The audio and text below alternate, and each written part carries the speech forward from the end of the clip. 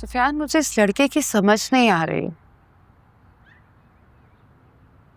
क्या हाल कर लिए इसने अपना, मुझे समझ नहीं आ रही। इसको समझाऊं तो कैसे समझाऊं? मैं तो बहुत मायूस हो चुकी। तुम देख रहे हो ना किस तरह से खुद को जाया कर रहा है। लेकिन मैं मायूस नहीं हूं और ना ही कभी हूंगा।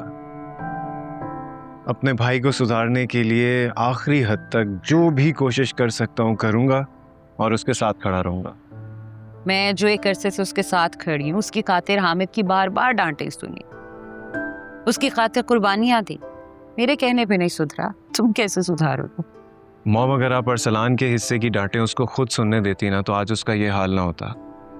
देखें, जैसे बच्चों के लिए माँ का प्यार होता है ना, वैसे ही बाप का गुस्सा और डांट भी जरूरी होती है। हो गए हो तुम भी शुरू बाबा की तरह बातें करना। कम ऑन, मैं कोई बच्चा थोड़ी हूँ जो किसी की जबान बोलूंगा। इतने दिनों से इस घर का माहौल मैं खुद भी ऑब्जर्व कर रहा हूँ एंड आई हैव रियलाइज्ड कि बाबा अरसलान के लिए बहुत कंसर्न है। उसको कामयाब देखना चाहते हैं, उसको खुश देखना चाहते हैं अपनी जिंदगी में, इसीलिए टोकते हैं। सही टोकते हैं वो।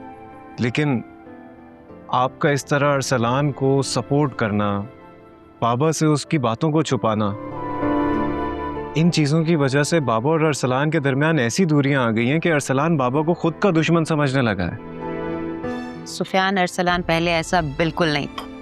ये सब उस लड़की की वजह से।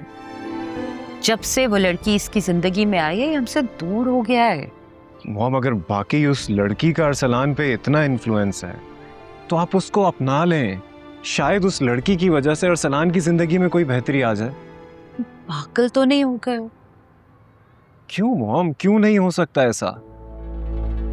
क्या हमारा ये स्टेटस और हमारा लिविंग स्टैंडर्ड हमारे लिए इतना इंपॉर्टेंट है कि हमें अरसलान की जिंदगी की कोई परवाह नहीं?